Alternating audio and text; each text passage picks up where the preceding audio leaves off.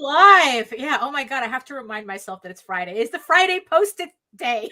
It's the interview that throws me off. Having an interview on Friday always throws me off. Yeah. It's like, kind of like this is how babies get left on the roof of cars and shit. It's like you change just the slightest routine and people are honking all around you. So it's like oh, good morning, everyone. Good morning. Yeah. It is March 3rd, 2023. I can't look. It's like, take a shot every time I say I can't believe it. Really. It's like we're in March already. Oh my goodness. So, you ready? No, but go ahead. All right, let's do it. Little smack right there.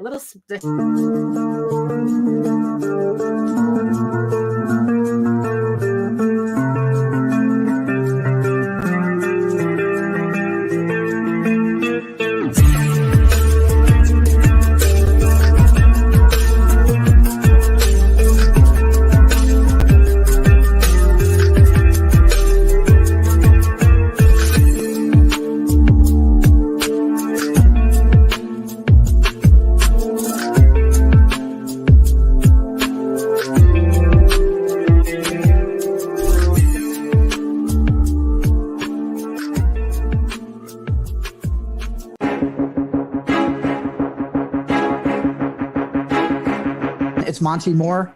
I'm a 30-year comics veteran in comics, games, and movies, and you've been watching one of my absolute favorite podcasts, Catch the Craze. You are watching Catch the Craze. What am I listening to? And you're listening to Catch the Craze. Where are all the indies at? A Catch the Craze podcast. What are you watching? I'm watching Catch the Craze. What are you going to do? Subscribe now to Catch the Craze, the #1 show online for independent. Have you subscribed to? You are an independent. Catch the Craze! Making moves on your own. Catch the Craze! On your grind in the streets. Catch the Craze! Join the movement. Catch the Craze! You know what? Screw it. We're done. No bumps for you. No. Nita doesn't want you to see her toast. Because then it's like we have to make toast for everybody. Oh my goodness. Oh, are you good there? You good there? I'm good. Good morning. Okay. Daphne. All right. Yeah. Good morning. Oh my God. And it really feels like, I don't know, today especially feels like an early morning day, even though it's brunch time. So, hello everybody. Welcome to another episode of the Rage Into the Vlogs show. I don't know if you guys are seeing it, but Nita's internet is still a little wonky. So if she disappears behind an icon, you know why. It's just that, I don't know, AT&T, they're helping with building McMansions near her. So I don't know what's going on. So, but so far everything's okay. She just has, just wanted to give everybody a heads up just in case. Oh, great. No, but you're okay now. It wasn't as bad as it was on Monday. So, so who's joining us in the chat today? All right. Well, so far we've got Patrick, Frank. Hello, Patrick. Mr. Hello, Rainbow, and Allison. Hello. Allison has Arting with the Alley Cat today at 3 p.m. Eastern. So please tune in for that. Oh, very nice. Very nice. Yes. And I see you, the 5 people watching me next to my giant eyeball on the screen from regions beyond. And if you are joining us from Facebook, if you are joining us from Twitter, hold on. There we go. If you're joining us from Twitter, come on over to Facebook. Join my sexy people in the chat. I mean, it's like, no, for real. It's like our chat is amazing. I swear. I mean, it really is. And I really do think that everyone should come in and join them. So, yeah, so come on over to YouTube. It's like, hit the subscribe. Oh, hey, Chad. Oh, and Chad. Hit the subscribe button, hit the notification bell so you get notified whenever any of our shows go live. So before Ifrain rings the bell on me, before I take too long, hello everyone. My name is Daphne Lage, and I'm a cartoonist, illustrator, and comic book artist from New York. I have been self-publishing comics since 1992, and you know what that means. Emotional damage. And I am known for the furry fantasy adventure Tall Tales, which I'm supposed to be getting my books this week. So hopefully by next week, later next week, I'll be able to start packing everybody's orders and rewards for Tall Tales, the Peacekeepers. Thank you, everybody who supported the campaign. So thank you so much for that. And I am also known for my medieval fantasy soap opera drama Eagle Raven, Heir of the First Unicorn, which returns to Kickstarter very soon. Oh my goodness, with issue 6. I still can't believe it. We're on issue 6 already. It's just a lot going on. And in the meantime, you can read both my comics online at Tall Tales, TAILS online.com and eagleworks.com, EGOWORKS. And you can check out all of my videos on how I make my comics here on YouTube at Daphne Lage Art, which simulcasts through the Indie Comics Network. And to tell you more about that and her toast, here's Nita. I'm not going to tell them about my toast. I'm trying to hide my toast, Daphne. I don't want to share my toast. Good morning. My name is Nita, and I'm a writer, vlogger, blogger, and producer of Indie Comics Network and Indie Comics Network After Dark. What does producer of that mean? It means I have a Google account and a YouTube channel, and it's mine, whatever. Yeah, exactly. It's fancy. It's so fancy. So Exactly. So aside from arting with the Alley Cat, which is later on today, at 3:00, right? Right. So you have any more we have we got Sketchy Saturday coming up Saturday morning at 10 a.m. We've got House of Bob. Oh wait, no. Let me take all that back. We do not have a House of Bob. No, we do not. What the hell? We got and the usual programming coming up, but also please be aware that Doghouse is live on Kickstarter. Yes. Sparkle Dog will be launching in like 5 days. So everything shit all over the house. Yeah, no, everything is in the show notes below. Or it will be when I get my shit together. Well, that's true too. Yeah. But most of the campaigns that we talk about, even Eagle Raven is in the show notes. The launch page is live. We've just been, keeping a little low key with it because I didn't want to overwhelm everybody in between campaigns. I want to get I want to get Peacekeepers fulfilled first before I really start talking about Eagle Raven. As if I stopped, But what happened? Nita? I thought we were keeping that a secret. Well, I was too late. I was kind of putting the link. Like I said, I didn't want to overwhelm everybody, but if you want to sign up for notifications, the links are in the show notes below. I just haven't been doing my usual blitz because, like I said, it's like I would rather start. I want to not overwhelm people who just got out of the Peacekeepers campaign, but the link is there if you want to sign up for the launch pages. So, it's like, there you go. That exactly. So smart. And I'm pretty sure the reason why you mentioned House of Bob is because of the fact that we had a really, really good episode. And for some reason it's still on the calendar. Oh, okay. We had a really good episode with Jake Twister. So good. We are bringing Jake back for the next episode of House of Bob on March 25th. And the topic, which dovetailed from what we were starting to talk about at the very end of the show, is what happens when artwork makes us uncomfortable. And I especially have a lot of recent examples of that to share on House of Bob. So if you want to follow up, if you want to see the first part of that conversation, you can check out House of Bob, our latest House of Bob episode in our playlist on either my channel or Indie Comics Network.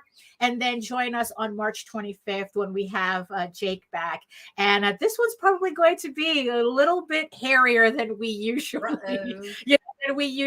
do, because like I said, what happens when artwork makes you uncomfortable? And like I said, it's going to be a great conversation. So I was really happy with that.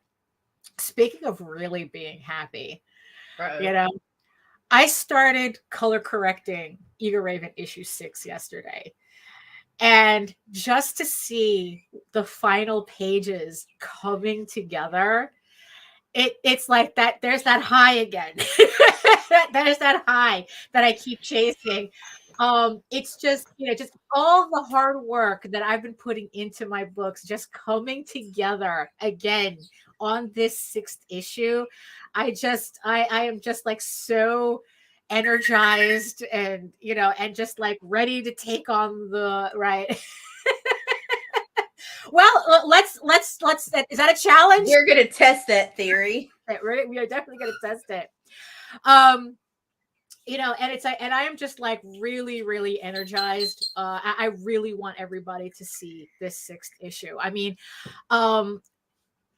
the difference. I mean, just to kind of like this is where it kind of hit that it's like, oh my God, I really do draw differently, a little differently than I did when I started the series, and I don't know. It's just like, the differences are subtle, but once I put all the color in and it really, really worked with this new inking style that I'm using. I'm sure you will.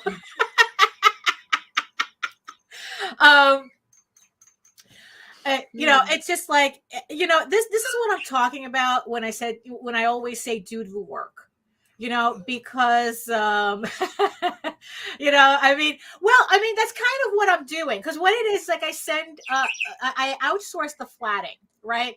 And aside from very, very specific characters, and even then it's not that consistent, it's not color correct for me. Like sometimes she'll use, like, I remember when I first sent my first pages, I sent character guides with the colors, and it's like, even there's still a certain consistency with like most of the time I don't completely have to color correct Eagle Raven, but I still do, because it's like, like they'll get her skin tone right, they'll get her hair color right, but like her clothing, for some reason they use different colors and whatnot, so I have to go in and I have to change the flats to the colors I meant the page to be. I mean, probably what I should do is post a before and after on my Facebook as to what the original flats look like and what my final flats look like, so you kind of see the work that I have to do, that I still have to do.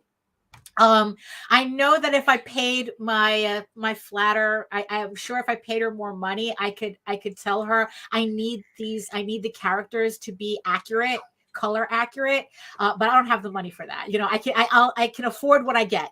I can only get what I can afford, and it's really not that big of a deal once I get the flats done, because then it's literally just eyedropper fill, maybe touch it up a little bit, and so I have, so lack of, I guess another phrase, I consider it color correcting, because that's technically what I'm doing. But yeah, it's like, I mean, like I said, I don't have any other way to describe it. That's kind of what it is. And it's just like I just cannot wait to get this book finished, because like I said, it's all coming together, and it's, I can't wait to get the proof for this. And it's like, and just being able to add another book myself. Bro. Six. And it's like, and what's crazy? We're just hitting the halfway point on the story, because it's like the Eagle Raven is supposed to be, well, the thing is, I'm committed to 15 issues. The story is 15 issues, and we're just putting out issue 6. Hey, Marvy. And, and just the thought is that I'm hitting the halfway mark already. That just about, it's like, it's, because 15 is an odd number. So it's be like, grab some water and keep going. Yeah, I know. Really. It's like, we're hitting the half marathon point. We're near the half marathon point on this marathon. And, it's just crazy, to think, like how much work I've done in the past 2.5 years, and like I said, it's just, I don't know how people want to fake this, because the high exactly the high that I'm getting just by reaching I mean, yeah, I don't know why you want to fake this. Anybody wants to fake this, or you want to pretend that this doesn't matter or whatnot, because it's like I'm just very, very excited. Also sorry, also, when I was talking about the chat, like it's like I really, really, really want to thank everybody who joined me in the chat on my live stream on Wednesday. We had a really, really good conversation on Wednesday about gatekeeping in business. Yeah, And and it was just like really, and it was just like, you guys really brought it. I mean, that conversation, we could have just kept on going, and I actually got to partially, like almost finish a piece on the stream. So so if you missed that episode of my live stream on Wednesday, again, you can check that out in our playlists on the replay. It's is gatekeeping, the topic is gatekeeping keeping you from success in comics? And like I said, it was a really, really interesting conversation, because it's like what I learned is what people think is something abhorrent in comics is actually quite normal in business. It's like, the word gatekeeping gets thrown about like almost like it's a slur, but in business, it's normal. It's like, yeah, of course you're not going to have direct access to the CEO. Of course you're not going to have direct access to the decision makers, the people holding the money, to the investors. Of course you're not going to have direct access. And in business, it's like not only, it's like you have to deal with receptionists, with secretaries, with personal assistants, with junior assistants, with, it's like these are all par for the course. There is actually a segment in marketing dedicated to just targeting those people. And it was just, and it was just like, holy crap, it's like, this, I mean, it's like, why is it that in, so it's like, so we had this discussion. It's like, why is it that in comics, there's this idea that it needs to be a free for all, right? That it's like that you're not allowed to curate.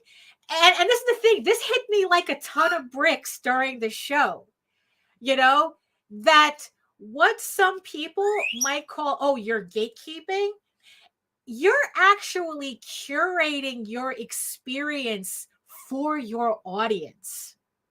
It's in the end, it's not really just about us, but I'm talking about us generally, not just specifically us, but it's like, the idea of curating everything we do here for our audience, and it was just like, wait a minute. It's like, everything we do is for the benefit of our audience, for all of you out there. You enjoy our content because we present it in a certain way that you find enjoyable and educational, and just like, we're having a good time, and you come back because of that.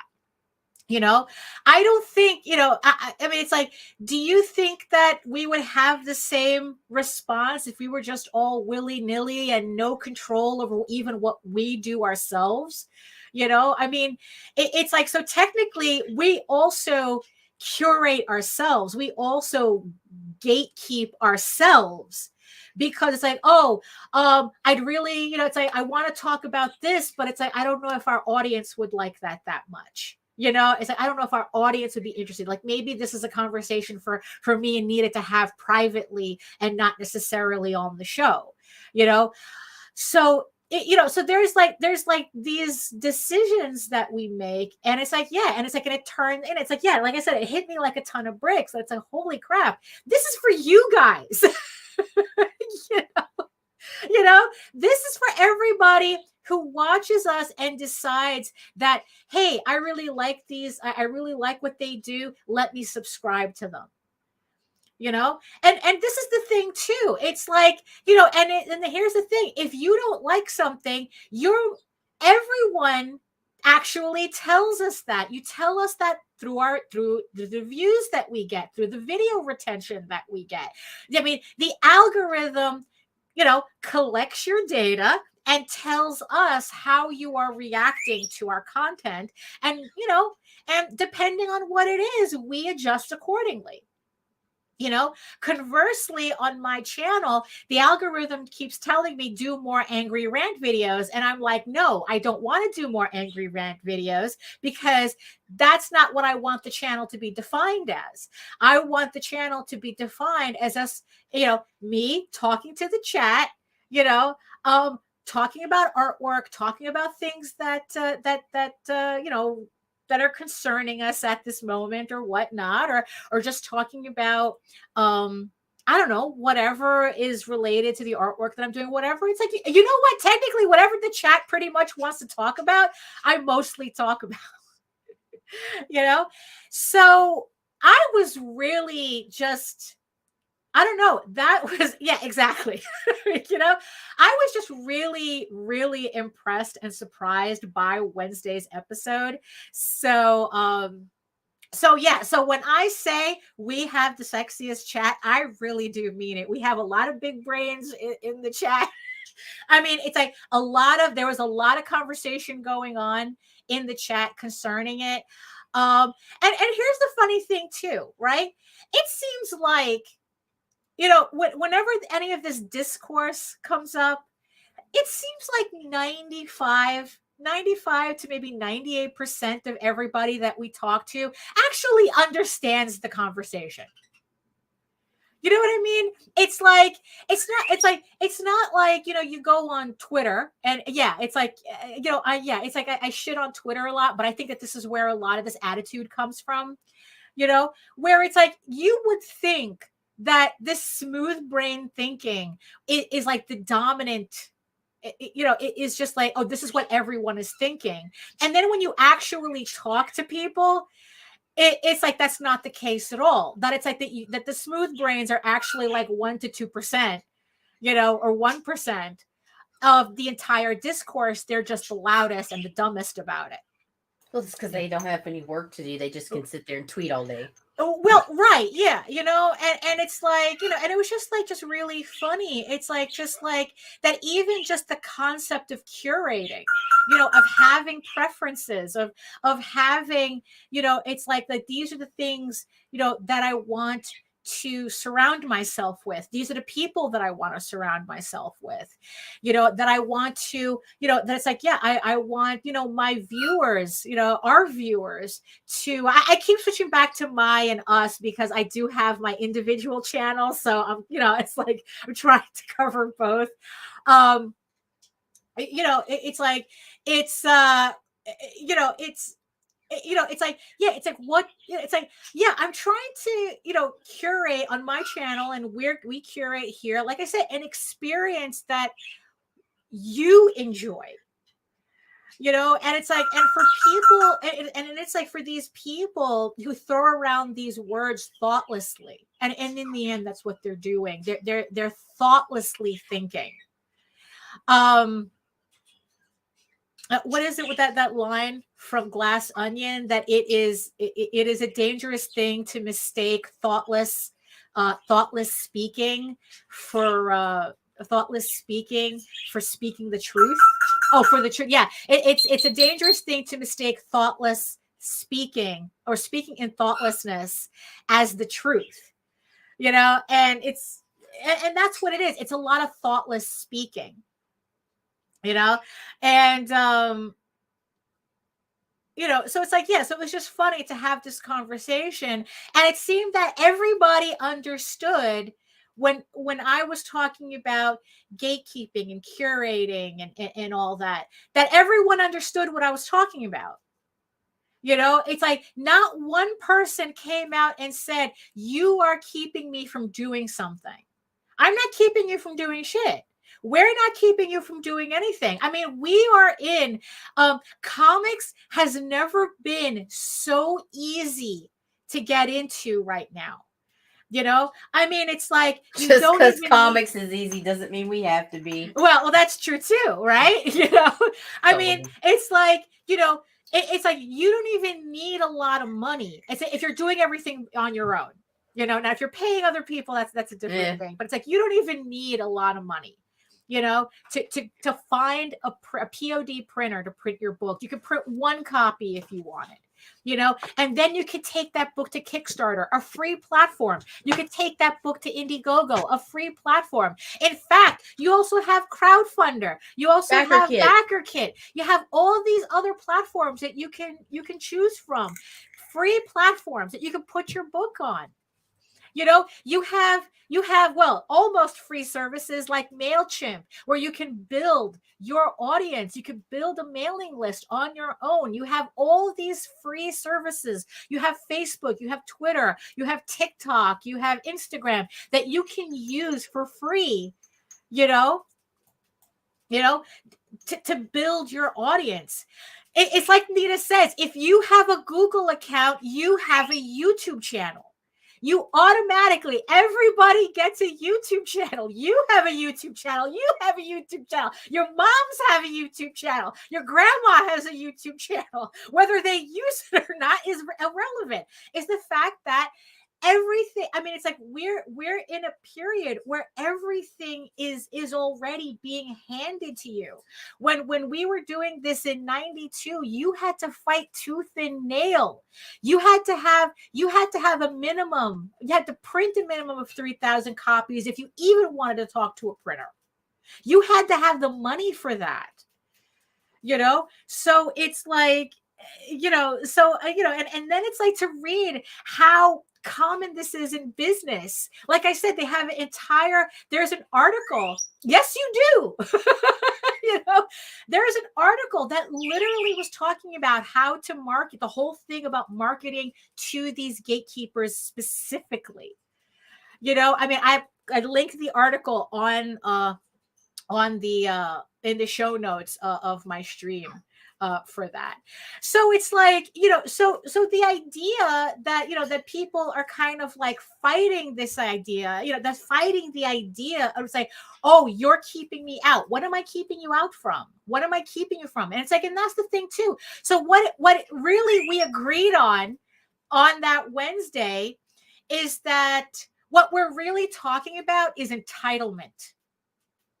You know, Ouch. what do we have that you feel entitled to? What does another person have that you feel entitled to?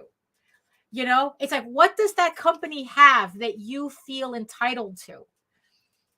And it was just like I said, it's like a lot of like aha moments on that show, you know, because it's like, you know, this is the thing.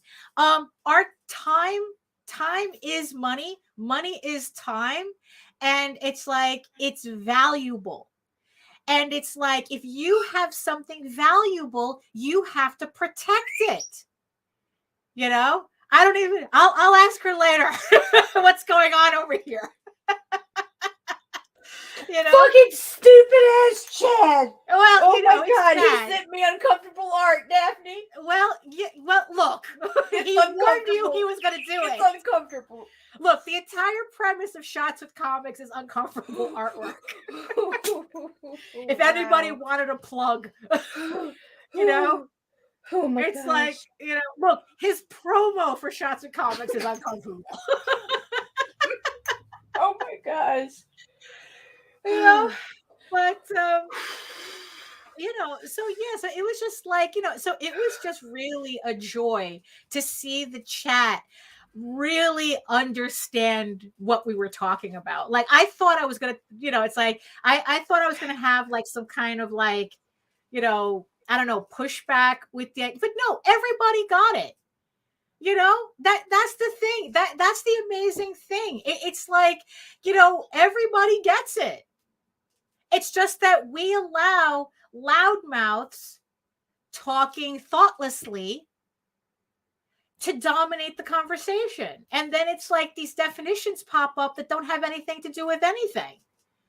You know, it's like nobody is stopping you from doing anything. Nope. You know, it's like, Be free. Be free, little creator. Do your Yeah, thing. it's like you want to make a comic, you couldn't pick a better time to do comics. You know, I mean, it's like, oh, but what about Marvel? What about DC? It's like, what about them? They're private companies. I'm not, it's like, look, it's like ever since I was at SVA, I have tried in one way or another to go work at Disney, right? And that's never happened. The closest I got was working at the Disney store at on Fifth Avenue when they had one there. But, you know, I mean, is Disney gatekeeping me? It's like, no, I just don't have what they want. You know, that's it. You know, I mean, it's like no. It's like, yeah, you know, but at the same time, it's like, you know what? It's like, I get to do other things too. You know, nobody is stopping me from doing comics. So why do you think someone is stopping you from doing comics? You know, like, yeah, it's like Nita says, be free, you know? And we're going to be free too. You know, free to not talk to you if we don't want to. You know, but I mean, but here's the thing, though. It's like, here's the thing. It's like we always follow Meredith's rule. Don't be an asshole. Right. If you're not an asshole, we will talk to you. That's the thing. It's that simple. You know, it's like you want to talk to either, you know, you want to talk to either one of us. I mean, last I checked, my DMs were open. Oh, hello. My DMs were open. You know, it's like her DMs are open. Maybe she gets a lot more DMs than I do, but it's like I've had no problem talking to people who contact me. Now here's the thing, though. Don't just come out of the woodwork and say hi. Nope, because we don't want your dick pic, and that's always you got to remember that if there's anything we try to gatekeep against, it's that. You know, I mean, it's like actually introduce yourself. You know, actually go. You know, it's like, you know, it's get like, to the point in the first. You know, to tell me who you are. You. So you're not. So I'm not going. Who is this dude? You know, and what do they want? Right, exactly. You know, I mean, look, it's like kind of, you know what it is? It's like skip the small talk part. Right. You know, let's it's like, get down to business. Right. Yeah. You know, it's like to defeat the Huns, you know, so so you know, so that's the thing. So it's like, if you want to, it's like I've so it's like, if you know, if you want advice, I've given advice, straight up advice for people, you know, who says, oh, could you look at my Kickstarter? You know, it's like, you know, or I'm having trouble with this. How did you do that? You know, it's like, I have no problem answering those questions. I have no problem. So it's like, you know, I mean, you know, I really don't know what to tell you, you know? I mean, if you think, I mean, if I don't know, I mean, it's like, I kind of think I'm approachable. You know, maybe Nita might be a little bitey. You know, I'm not the one that took a year to accept somebody's friend request. Well, okay, that's yeah. All right. I have to admit that I do. 18 months and 14 days. Not that anybody was counting. I do suck at the friend request thing. I do suck at that. I don't know. It's like I just have look. It's like I don't know. I keep missing it, and it's like I keep. You know, I don't know. It's like, oh, okay. All right, because I was just wondering. So, yeah, so unfortunately, our guest is not going to make it today because they had a pet emergency, and I can definitely understand that. Right. You know, I mean, you know, I can definitely understand that. It's like, look, gotta go. You know, so, you know, so it's like, okay, so that's, you know, so I don't know. I kind of think that we're approachable. I don't know. It's, you know, thank you. You know, I mean, let's say, for sure, dude. Go. Oh no! I'm glad. I'm very glad. You know, it's like, look. You know, it's like, look. We love it when people succeed. we love to see, our friends succeed, our everybody around us succeed, our almost friends succeed. If you're not a friend yet, it's like we want to see you succeed too.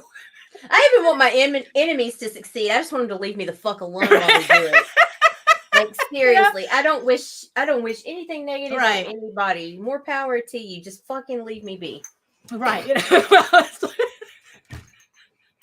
Completely approachable.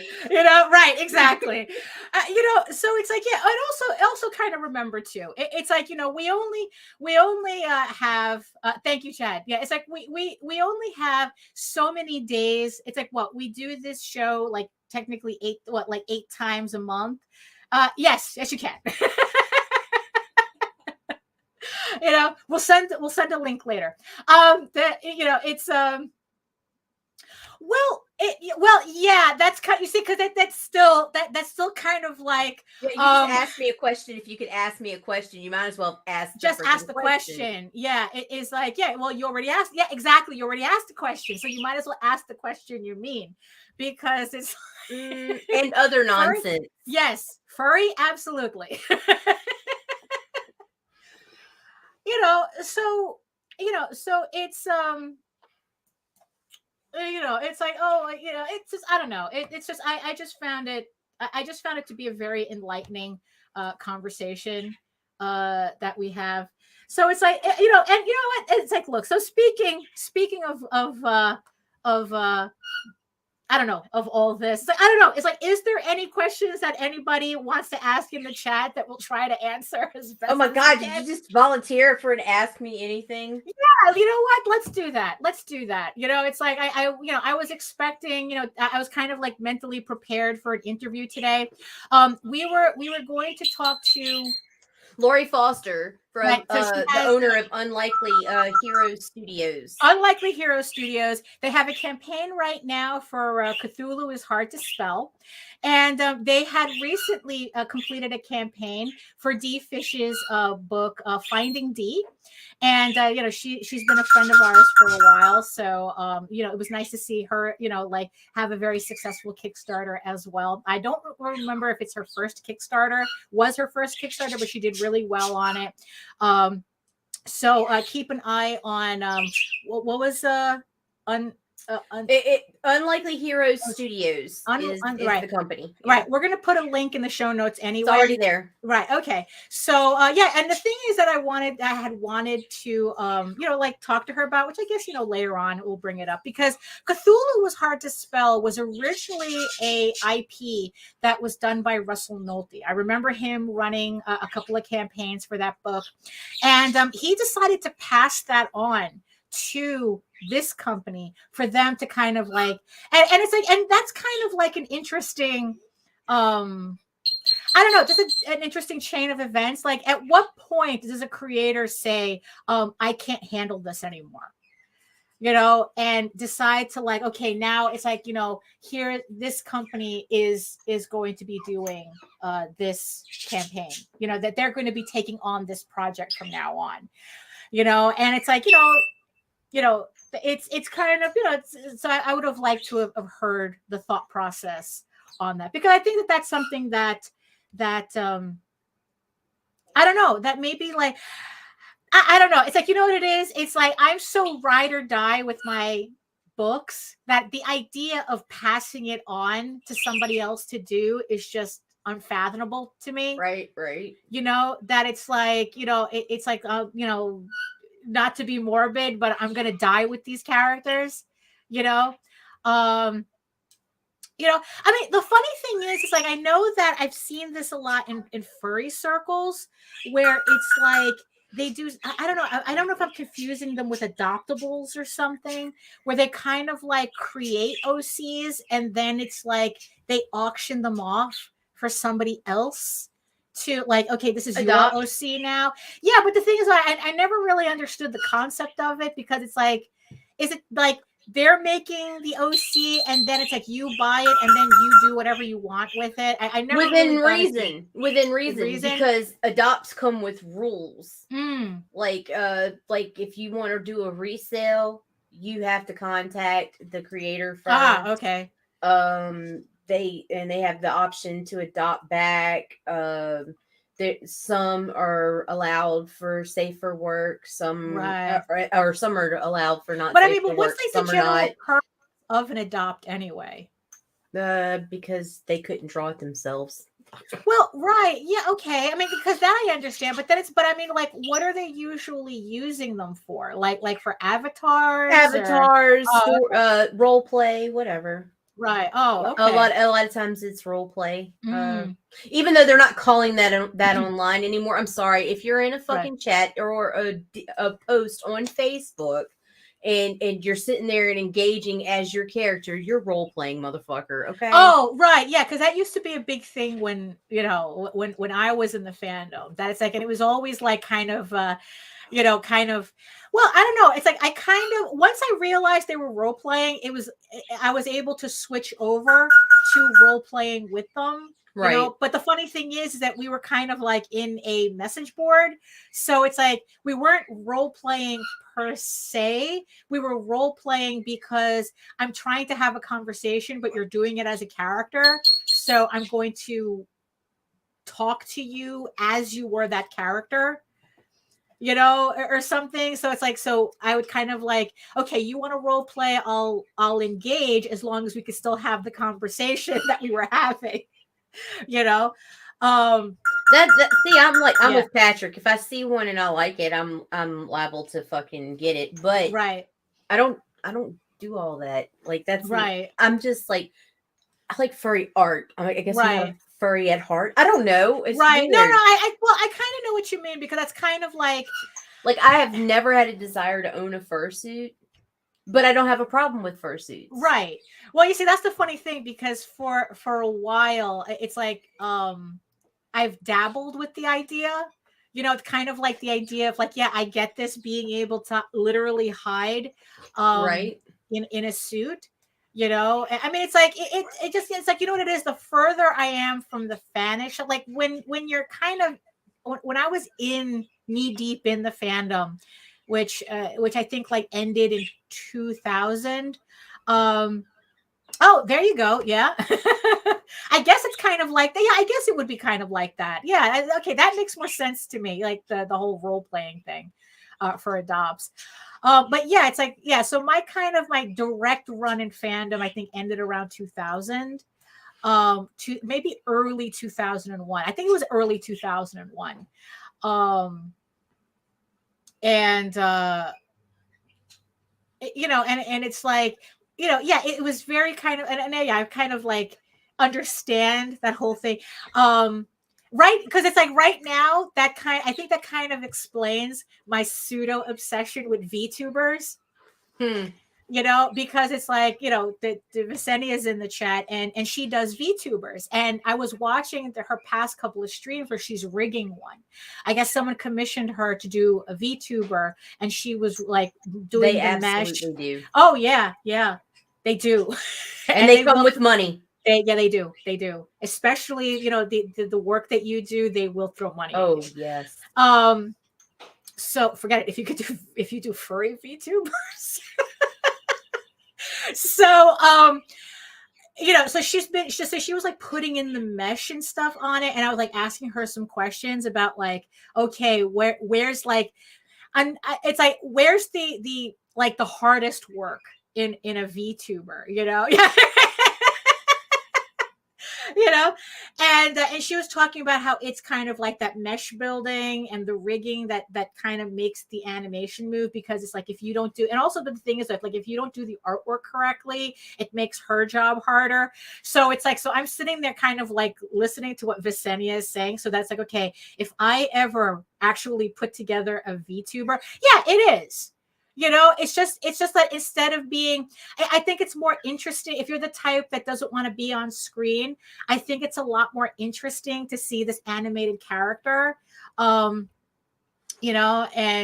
it could be a lot of fun too.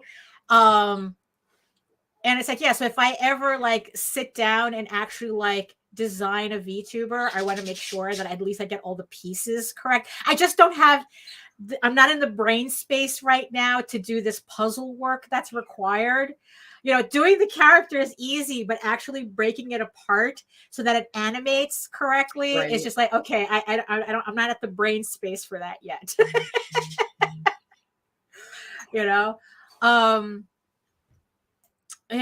So it's like, so I understand the kind of like the fursuit thing, but the further away I get from fandom, like kind of like I kind of feel like I'm a furry with a small f as opposed to a capital F, because it's like I'm not that in tune with the fandom anymore. I haven't been for the longest time. I don't know what's hip with the kids. I don't We're know our what own they're fandom. into.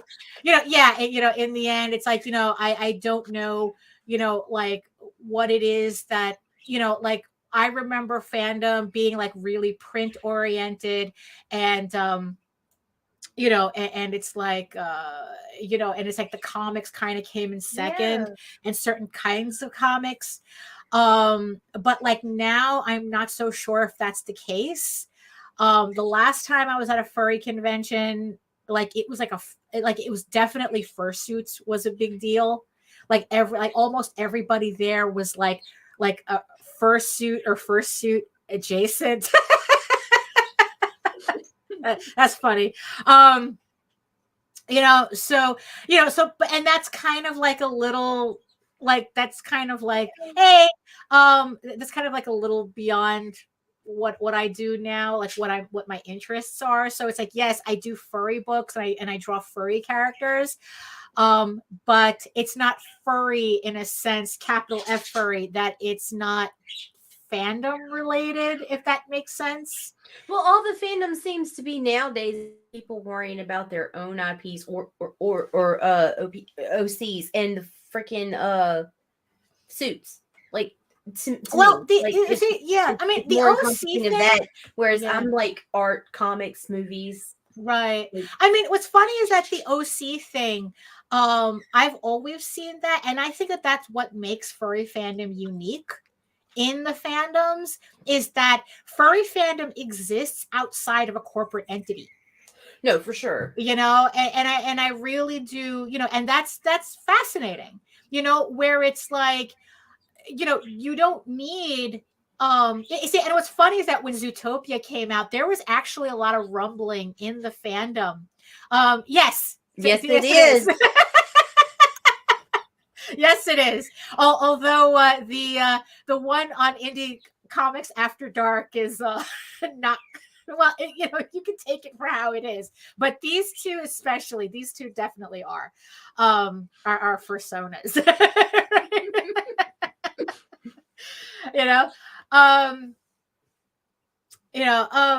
So yeah, so it's like because I remember when Zootopia came out, there was a lot of rumbling in the furry community that Disney was going to take over furry, that somehow Disney had figured out how to take over furry fandom, that furry fandom was going to switch over into a Zootopia fandom, and it didn't happen. Luckily, it didn't happen.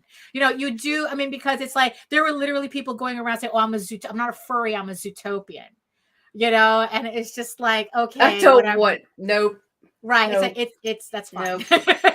You can go do, and by the way, it's like you can have that shit show. Yeah, Fuck you really can, because I really, really hated that movie.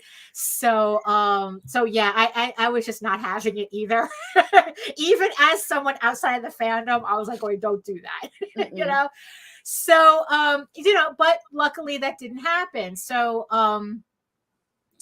so I really appreciate that part of the fandom, where it's like, it's a lot of creative people or creatively minded people who it's like, oh, here's my fursona, draw my fursona. It's like, I want to commission you to draw my fursona. And that's always been a thing.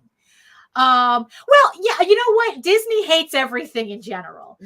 All it was that, oh, is this a demographic that we can market and profit off of? Right. And pretty much created it no differently than anything else they might take advantage of in February and June. So yeah, it was just another marketing ploy that they thought that they could try to, like, that's really all it was. I mean, it's like they're a corporation. They're $1 billion corporation, run by people who are the opposite of furries. They're not, it's like they don't have a creative bone in their body. All they see is like, how much money can we squeeze out of this? It's like these are people who don't even understand the company that they're running, and it's like that the fact that in their first trailer, what hinted to me that they were really targeting furries as a demographic is that in their first trailer, they actually used the word anthropomorphic. They did. Nobody fucking uses that word except, I mean, no normal person uses that word. Except for people who think that it's a word that they can use to try to say they're not furries. Well, right, exactly, which means that they're furries. Which means they're absolutely furry. You're absolutely furry. Yeah, exactly. If it walks like a duck, it talks like a duck. Right. Yeah, exactly. So, and especially the ducks that we were showing off on House of Bob. We were showing off Carl Barks's harem painting series. And if anybody wants to look that up, Oh, there you go. Well, you see, that's the thing, because it's like there is kind of like a fine line between cat girl and furry. Although for me, it's like it's not really that much of a line. Right. It's just like, so yeah, so it's like, so then it's like now you're talking about the meshing of two different fandoms that kind of don't like each other. Oh my God. I was at an anime. I'm sure I told this story before. I think it was at Anime Boston. I don't know. It was one of these anime. I'm pretty sure it was Anime Boston. And I was there. I was selling Tall Tales. And some girl dressed up, not dissimilar to Nita, except she had more like leather and straps on. And she had cat ears. She had the tail, the whole thing. She had a collar with a ring and a bell on it. It was a whole thing, like so mad extra. She comes up to the table specifically to tell me. She looked at my books and she goes, I hate furries. And it's like maybe she was about like 15, 16 years old. It's kind of hard for me to tell. And it's like, and I go, oh, okay. And then it's like she just kept kind of like doing this whole like, it's like, oh, I hate furries and blah, blah, blah, and this, that, and the other thing. And then she turns her head and then she lets out this squeal. It's like, yeah, you hate furries, but why are you imitating a dolphin right now?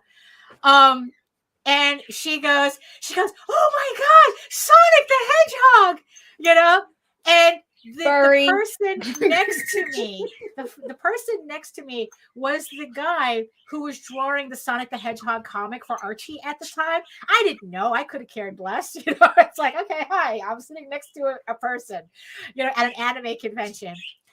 And she immediately jumps over to him squealing and, doing the whole glomping thing and whatnot. It's like, and me and Jose are just watching her and it's just like, what? Do we tell her? It's like, yeah, it's like, exactly. A hedgehog. Right. Walking but upright remember, with shoes. He was dressed up as a cat girl. As a bondage cat girl. That's hot though. God damn, why they always got to be stupid when they're sexy? And it's like, oh, I hate furries. And it's like, do you now? Please tell me more. I wish to subscribe to your newsletter. And then she goes ape shit over the Sonic the Hedgehog guy next to me. So it's like, so it's just like, yeah, there's this weird, I don't know if that's still a thing now. This was like way back. Like I can't even remember. Maybe it was like the early 2000s or something when this happened. So I don't know. I mean, but it was just like, yeah. So it's like, yeah. So you're doing a cat girl or you're doing a furry? Oh gosh.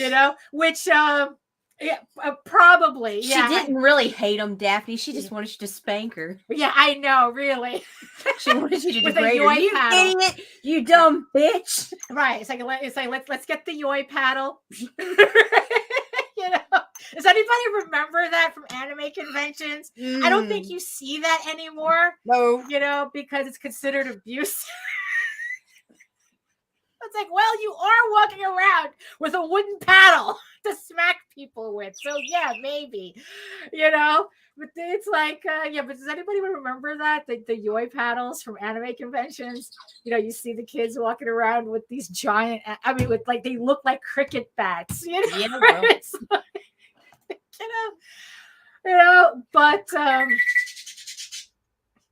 you know, oh, but holy crap! Yeah, the thing that it's like definitely, it's like we definitely have to talk to Jake about, because it's like, you know, what's really funny is that years ago when we were doing, Jose was doing print brokering, and we actually had access to machines that we were doing POD before POD existed.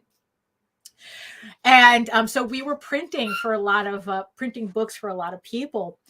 And I forgot, it was like every October, we did it for like about 3 or 4 years. And like every October, we suddenly became the official printer of YoiCon, you know, which is a convention, an anime convention that specializes in yoi comics. It's you know, gay comics done by women for women. I think the other category is bara, which is gay comics done by men for men, and then there's yuri, which is lesbian comics done, I think, by women for women, I think, essentially. And so we became the official printer of unofficial printer of YoiCon, because at the time we were the only printer who would print that stuff. Because everybody would come to us saying, do you have a problem with yoi? And it's like, nah, we'll print it, whatever. And it's like, and then it's like all these orders came flooding in because nobody else would print their stuff. You know, so and the funny thing is that I never, like, I you know, because like I was the one like proofing the stuff and whatnot, and it's like I never really paid attention to the books. You know, it's like it was always, it's like at the time, I do have to admit, it was kind of weird, you know, for me, because like at the time I really didn't understand the genre or whatnot, and it's like, okay, all right, you know, and you know, we would just print it, send them off and whatnot, and do it. So the other day I bought my first yoi comic, which is like this vampire thing called Pathos or whatnot, and then it's like I started reading this other, it's like I got this recommendation, it's like, okay, let me check this out. And then it's like I started reading this thing that's from this thing called Omega Verse. And I'm just learning about this, and it's like, and I'm kind of like at a point now where it's like, is everybody okay? you know, is everybody okay? You know, now that I'm reading this stuff with more actually like detail. And so we're gonna be talking about that, because I gotta ask Jake. I go, what, is everybody okay? This wants to know, do you sell comics at conventions, or do you sell at conventions? Well, when we go to conventions, I mean, that used to be a thing that we did for a while, before, like kind of like pre-pandemic, and then it's like, well, pre-Kickstarter. That's the funny thing. We started, it's like when we started doing Kickstarter, the conventions became less and less for us, because what we began to realize that for the return of our investment in time, in money, in effort, in getting out to conventions or whatnot, was not keeping up with what we could make on a Kickstarter. You know, so it just got to a point where, yeah, it's like, yeah, we when we did conventions, we would sell our comics there or whatnot, but and especially when lockdown happened, we just found that Kickstarter for us was a lot more efficient, especially when you're at our age and backs and knees are an issue. So dragging books through the subway, dragging books through, train stations and airports and whatnot, it becomes less and less of a viable thing for us. So, so Kickstarter just made it easy for us to sell more books online than if we were at a convention. Although conventions, depending on what you're really there for, they're actually good networking opportunities. So depending on what your goal is at a convention, your mileage may vary. Some people do really, really well selling their books at conventions. For us, we're better on Kickstarter, but also I think that has a lot to do with too that in person we're actually both me and Jose are kind of introverted, and it's very difficult. I know it's hard to believe, but in person we're it's actually difficult for us to kind of get into the rhythm of being in a convention and dealing with that sensory overload of being at a convention. So like I said, it's like, is everybody okay? Yeah. So, and well, that too. It's like when you're at a bad convention too. That's a given. We've had plenty of what we like to call creep shows. Which is, well, right. See, but it really depends on what you're going to a convention for. It's like, what's your goal at a convention? This is probably this could be a whole episode in and of itself. Right. I mean, and that's kind of like where we're like Jose likes more the meeting up with people and doing and meeting up with friends. And that's kind of like what we do at conventions sometimes. No, it's like, we're trying to do, dead. Oh, no. They're completely draining. It's like you're kind of dead for the next couple of days, after a convention, if you don't count that con crud that happens afterwards, So if you're, so it really depends on where you are, in your, I guess, your trajectory, what you want to accomplish at a convention, it's like what your goals are. To tell you the truth though, my favorite part of a convention is setup and setting up the table. That's probably my favorite part of the entire convention. I love doing that stuff. I love organizing the table. I love setting up the displays. That was always the part I enjoyed the most. And the problem is to have a really good what? No milk. Dry cereal. No, well, it depends on the cereal, because the cereal gets depends on which cereal gets soggier faster. Right. It's like depends. It just depends on the soggy factor. Yeah, right. But we did answer it. We did say we would answer questions. But that's probably another show that we should have. Which cereal goes? No, actually about which convention goes best with what cereal. So that's so that was my whole thing. I really but the thing is though, if you want a really good display, you have to carry a lot of stuff with you. You have to bring a lot of stuff with you, right? Especially when you start getting into those wire displays and stuff. And I just love that shit. But then after that, then it's like, oh my God, I have to talk to people. It has led to very, very awkward situations at conventions. I mean, that's true. You can still you can still have a lame convention, but still have a successful one because you networked certain opportunities, so you never know. But like I said, it's like, it really depends on what convention you go to. I mean, Vicenia says she wants to try a New York. It's like, look, we live here and we have a problem getting into New York Comic Con. No, usually I was the one that did it. I was the one that put it up, and I was the one that took it down. Jose was mostly like he mostly carried the stuff. So, he was the one, to do the heavy lifting. Although not for nothing though, when we had a car, we had access to a car, I was the one doing the driving. He would do the lifting, and I would do the display setup so that he could go off and look around and buy things. And it's like, it was a whole thing. But yeah. Oh my goodness. So, I mean, it's a shame that our guest didn't show up. I was really looking forward to talking to her. But you know what? Next time.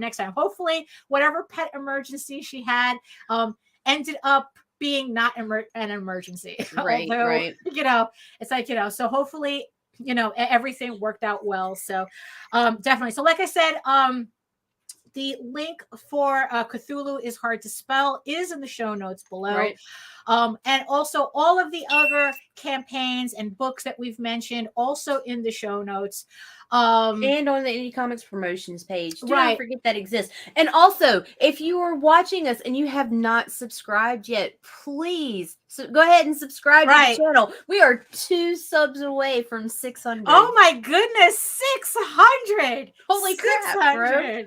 I mean, it's like, yeah, it's like that's a lot of people. I mean, it's like I probably have to look that up. I do know for a fact, because I did have to look this up, that about 1,000 subscribers is just below the population of Vatican City. Oh, holy snaps. Yeah, so we are almost gaining up on Vatican City. We're probably build that army and take over. Right. We're probably right now in like kind of like Polynesian islands. So there's probably a Polynesian island that has the amount of subscribers we have now. We're probably there, but we're gaining up on Vatican City. So help us get to Vatican City. Well, thank you, Patrick. Thank you. Yes, that's and toast. And toast. Look, I was sneaky eating my toast, okay? Well, hey, nobody saw it except you. Right, well. Nobody'd even know about my burnt ass avocado toast if it wasn't for you, Daphne. Oh no. Luxurious avocado toast. Living the high life. It was Creole. It was blackened avocado toast. Oh, there you go. It's the Cajun way, yo. So Nita, do you have any kind of like final thoughts?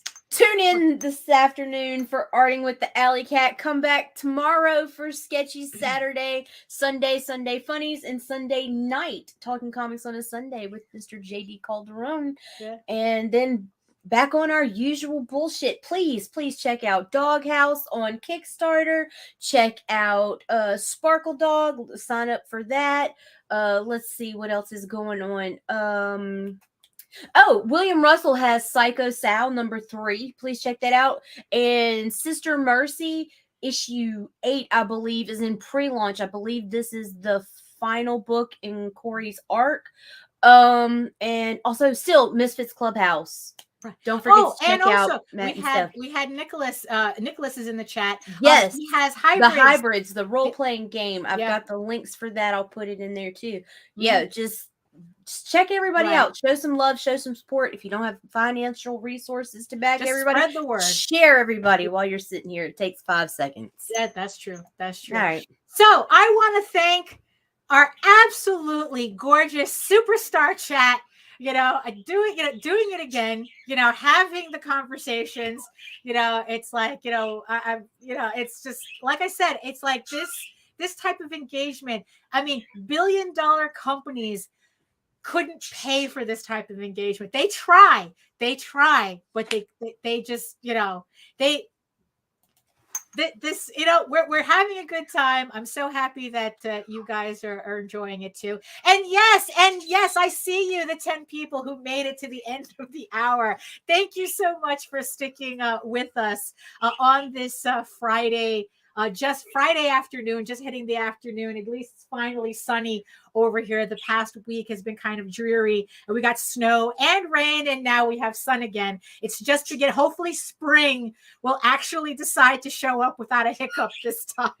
Grant, speak up in the chat, bro. Grant has Beowulf issue 5. It is also live on Kickstarter. He's got 38 days to go, 86 backers. So make sure you check him out while you're there. Yeah. Always talk about your campaign. Yeah, so let us we'll know. Shout that out. Yeah. So like I said, thank you everybody for joining us on this Friday. Thank you, chat. Thank you. Thank you, Patrick. Thank you, the now 8 people, because you know what? The other 2, they know we're at the end of the show. Yep, they're so they got to go. They got to bounce too. So you know what? That's all good. So Nita told you what to do. So now for me, if you want to see more about me and me and my artwork and my upcoming campaigns, you can head on over to my main portfolio site at egoworks.com, EGOWORKS, where you can find links to all of my galleries and social media sites, but I mostly post to Facebook. If you're into seeing sketches and current work in progress updates and live updates, with everything that I do, real-time updates. And remember, you can check out all my videos and past live streams on my channel at Daphne Lage, Lage art, but you can also find them at the Indie Comics Network as well. So make sure you like, subscribe, hit the notification bell so you get notified whenever any of our shows go live. Smash the thumbs up, the thumbs down. Algorithm doesn't care. All of it. Engagement is engagement. It doesn't care. And remember, you can read Eagle Raven, Air the First Unicorn, every day, uploading on the on my website, egoworks.com, every day, so you can read the book for free in its full color version. Or if you're feeling impatient, you can download a free PDF of the first 16 pages of Eagle Raven so that you'll be ready when the campaign goes live very soon, a lot sooner than I was expecting. But so make sure you sign up on the pre-launch page below. But if you prefer your fantasy to be more of a furry Lord of the Rings adventure, you can follow the link over to Tall Tales, TAILSonline.com, where not only can you read the first 20 issues of Tall Tales for free, but you can read the current story arc, Tears the Mother, uploading every day, Monday to Friday, so you can catch up with the series it's a direct continuation of the Thieves Quest story arc, because that's coming up, because that's going to be ending up on Kickstarter pretty soon as well. And of course, don't forget to sign up for the newsletter so you get notified with everything straight into your email box. So thank you again, everybody, for joining us. I hope you have a great weekend. We'll see you guys back on Monday, again, doing this all over again. And in the words of the ancients, eat your food, moisturize, mind your business, both literally and figuratively, and do the work, because holy crap, when you actually do the work, it's a satisfaction that, you know what, I don't know why you would want to fake it. Why would you want to fake it? Do the work so that you never have to fake any of your accomplishments. It's worth every minute. It's a grind. Yes, the hustle is real. You have to, if this is what you really want to do and get more eyes on it, but it's real. The grind is real. The hustle is real, but it's worth every minute. So we'll see you later. Thanks a lot, guys. Talk to you next time.